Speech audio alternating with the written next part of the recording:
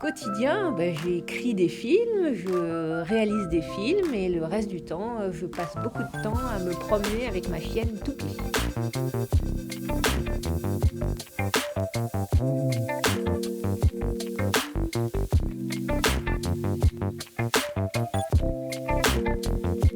Bonjour, je m'appelle Emma Beauce et je suis autrice et réalisatrice de films documentaires, principalement dans le champ de la nature et de la science.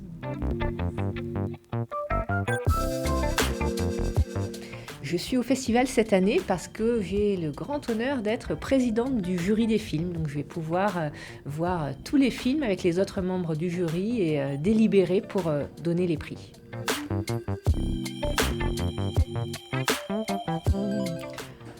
Pour moi, le festival de Ménigout, c'est un petit peu le festival du Cannes du film animalier. C'est-à-dire qu'il y a énormément de monde dans l'univers du doc animalier qui vient ici.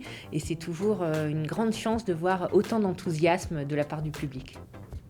C'est important pour moi qu'il y ait des festivals comme celui de Ménigout parce que vraiment, on peut se réunir tous ensemble devant les films animaliers. Souvent, on les voit parfois au cinéma, mais souvent, la plupart du temps, à la télévision. Et être tous ensemble pour voir les films, rire ensemble, être émus ensemble, c'est vraiment l'essence du cinéma. Et qu'on puisse avoir cette expérience-là pour un film animalier, ça me paraît hyper important.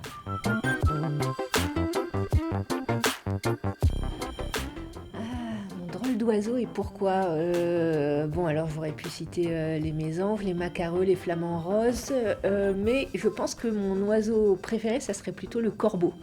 Parce qu'effectivement, un des premiers films animaliers que j'ai fait, c'était sur la culture animale et je me suis rendu compte que les corvidés avaient cette intelligence incroyable.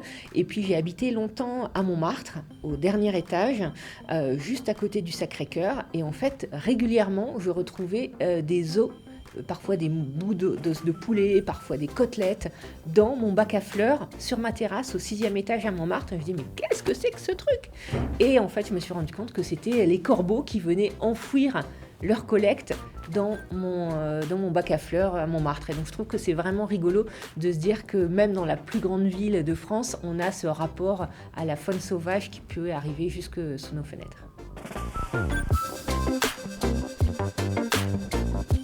J'espère que très prochainement, il y aura autant de réalisatrices que de réalisateurs dans le monde du documentaire animalier. Et j'espère notamment qu'il y aura un film en prime time à la télévision réalisé par une femme.